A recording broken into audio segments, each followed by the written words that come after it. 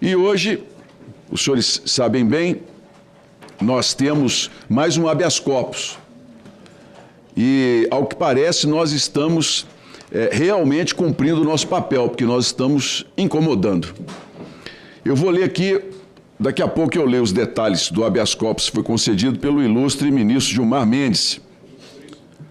Mas há uma parte aqui, líder Marinho e líder Pimenta, que eu gostaria de citar, que fizeram questão, senadora Damares, de colocar no habeas corpus. Vejam bem, destarte, não há dúvida sobre a condição de suspeito e de investigado do paciente, a qual não pode ser artificialmente modificada para a qualificação como testemunhas por simples decisão colegiada dos parlamentares, de acordo com o entendimento soberano da comissão. Sabe o que é isso aqui? Isso aqui é o Supremo Tribunal Federal dizendo mais uma vez que o parlamento hoje pouco importa. É isso que está escrito aqui. O que parlamentares, senadores e deputados fazem para a Suprema Corte, ou pelo menos nessa decisão, eu faço esse entendimento. Não vale absolutamente nada. Isso é para nos fazer pensar sobre o quanto nós precisamos retomar as atribuições do Congresso Nacional, que infelizmente, têm sido entregues a outro poder por covardia, por conivência, pelo que for. Mas isso aqui é uma demonstração clara de que estão pouco ligando para o que os parlamentares dizem ou não dizem.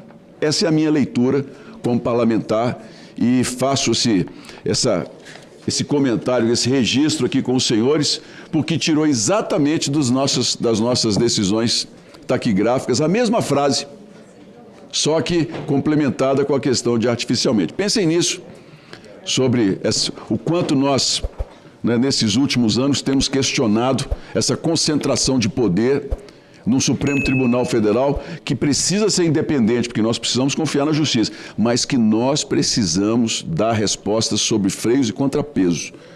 O parlamento precisa ter altivez e coragem. Esse Senado precisa ter coragem de se levantar, questionar e dar respostas dentro da Constituição, novos limites dessa convivência dos poderes que, a meu ver, está totalmente deturpada.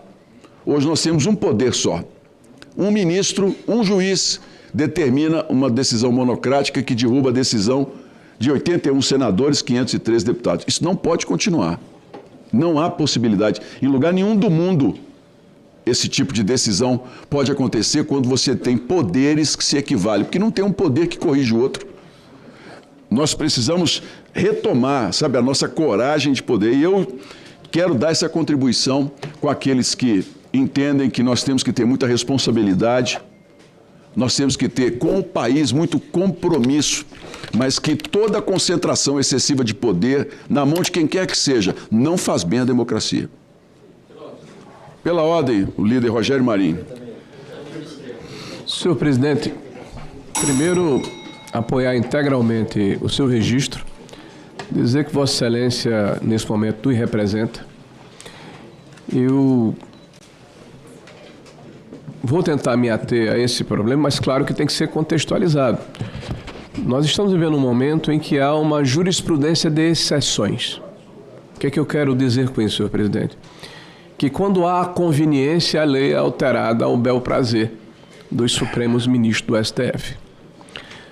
Nós estamos vivendo um momento, por exemplo, em que daqui a pouco nós estamos aguardando a possibilidade da prisão do senhor presidente Bolsonaro. Independente do mérito, que eu particularmente não acredito que houve golpe, mas a forma como ele foi julgado, ele contextualiza, ele significa muito esse momento. É o primeiro presidente da República que não tem a possibilidade de duplo grau de jurisdição, excepcionalmente. É o primeiro presidente da República que é julgado numa turma e não no pleno. É o primeiro presidente que é julgado por um juiz que se diz vítima da trama, que notoriamente tem divergências públicas com o atual presidente e que claramente julgou de uma forma excessivamente rigorosa. Fecha.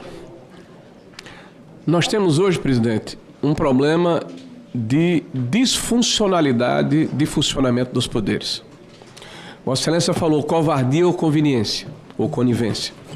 Eu digo a Vossa Excelência, para não ser muito rude, que é uma conveniência. Grupos de poder aqui nesta casa estão imaginando que essa situação ela vai perdurar indefinidamente. 15 segundos. Onde dois poderes se unem para desequilibrar a democracia. O Senado da República votou a questão do voto monocrático. No dia em que houve a votação, o líder do governo recebeu uma repreensão que foi, inclusive, publicada nos jornais por um dos ministros que se sentiu agredido pelo fato do Senado da República cumprir o seu dever. E essa ação, senhor presidente, essa lei está paralisada na Câmara dos Deputados. Sim. E a lei diz simplesmente o seguinte, que na hora em que uma decisão do Congresso Nacional, que é formado por 513 deputados eleitos que representam o povo brasileiro e 81 senadores que representam a federação, os estados, toma uma decisão, essa lei não pode ser derrubada pela vontade de um único ministro. Precisa necessariamente ser submetida ao colegiado dos senhores ministros. Pois muito bem, essa lei está paralisada. Não vota, não avança na Câmara dos Deputados. E ela simplesmente equilibra a questão da relação entre os poderes. Aliás, a nossa democracia liberal ela foi fundada sobre a insígnia, ou sobre os desígnios de Montesquieu e de Locke, que prevê justamente a separação dos poderes e o sistema de freios e contrapeso. A decisão do eminente ministro Gilmar, ela torna-se personalíssima, porque ela cita, entre aspas, uma posição que Vossa Excelência falou aqui publicamente, representando o colegiado, de que nós temos uma investigação autônoma, Sim. que necessariamente não se confunde com a investigação que está sendo feita pela Polícia Federal, pelo Judiciário, dentro das prerrogativas desse Legislativo, numa CPMI mista, representada por senadores e deputados, ou seja, pelo Congresso Nacional. E nós estamos vendo mais uma interferência na forma como esse colegiado tem que se comportar. E isso cria jurisprudências. Ou seja, esse instituto está sendo desmoralizado. Esse instituto que eu falo, a CPMI. Eu espero, senhor presidente, que independente das condições ou posições políticas que evidentemente existem aqui, são campos opostos, é natural o embate político, essa é uma casa da política, né, que nós possamos nos unir na defesa da instituição. A instituição que representa, mais do que todas as outras, o voto popular. Porque o presidente da República é eleito, mas o povo está aqui representado pelos senhores deputados. Os estados estão aqui representados pelos senhores senadores, que é a casa revisora da Câmara dos Deputados. E na hora em que esse equilíbrio ele é atingido desta forma, de forma reiterada, por diferentes documentos que estão, na verdade, aumentando o seu grau de intervenção de forma gradativa. Eu espero que a posição do eminente ministro, que será por nós respeitada, porque nós defendemos a lei, nós defendemos a justiça, nós defendemos a ordem e vamos respeitar a posição exarada pelo eminente ministro. Agora, eu espero que isso não seja jurisprudência, que isso não crie um mecanismo de perpetuação de intervenção indevida de um poder sobre o outro poder. Então, minha solidariedade a Vossa Excelência e em nome de Vossa Excelência a todo o colegiado, tá? E espero que o que nós estamos falando aqui possa repercutir, que os senhores ministros possam nos ouvir e avaliar sobre a possibilidade de que é necessário um instrumento que a imprensa tanto fala, autocontenção. E se ela não acontecer, nós temos aqui a obrigação como parlamentares, se não nessa, na próxima legislatura, fazemos uma reforma do judiciário, conversada, trabalhada, organizada, discutida com a sociedade, para restabelecer os limites de cada um dos poderes e a democracia brasileira. Com a palavra o deputado Paulo Pimenta.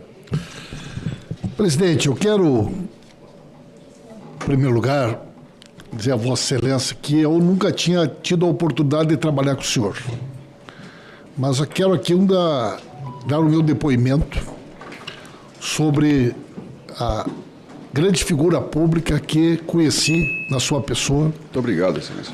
Além de ser um grande senador, tem demonstrado uma conduta aqui como um magistrado, um senador que orgulha o Estado de Minas Gerais e o Brasil, e dizer que o senhor tem esse reconhecimento de minha parte e, com certeza, de todos os parlamentares que compõem aqui a nossa bancada e que acompanham o nosso trabalho. Quero também, senhor presidente, aproveitar essa oportunidade para fazer um anúncio. Agora há pouco, eu estive conversando com o ministro Volney Queiroz, que me informou uma ótima notícia. O prazo para que os aposentados, aposentadas, pensionistas que foram lesados nesse esquema bilionário pudessem reclamar e pedir de volta o dinheiro que foi roubado, se esgotava agora no dia 14 de novembro. Agora há pouco, e quero dizer que tenho certeza que o trabalho desta comissão foi também importante para isso, esse prazo foi estendido até o dia 14 de fevereiro de 2026. Mais do que isso, senhor presidente, nós temos um número importante de aposentados e aposentadas que reclamaram, mas as entidades, sem apresentar provas, insistem que eles haviam autorizado, pois o governo decidiu pagar também para estes aposentados e aposentadas que alegam que foram inscritos sem autorização e que, portanto, foram lesados, foram roubados também. Até a próxima sexta-feira, já terão recebidos o seu dinheiro 3.721.259 pessoas. 3.721.259 pessoas. Somando um total, senhor presidente, de 2.541 milhões de reais. 2,5 bilhões já foram devolvidos para os aposentados, aposentadas, pensionistas, beneficiários do BPC, que foram roubadas por estas quadrilhas que a nossa comissão está ajudando a investigar e fazendo um papel importante, inclusive para que o Brasil conheça detalhes. Se o Brasil hoje conhece a engrenagem dessas organizações criminosas, isso se deve e muito ao trabalho realizado por esta comissão, que o senhor tem a responsabilidade de presidir e que o deputado Alfredo Gaspar a responsabilidade de ser o relator. E nós já temos, senhor presidente, aptos a aderir 4.827.000 pessoas que nós já identificamos que foram lesados.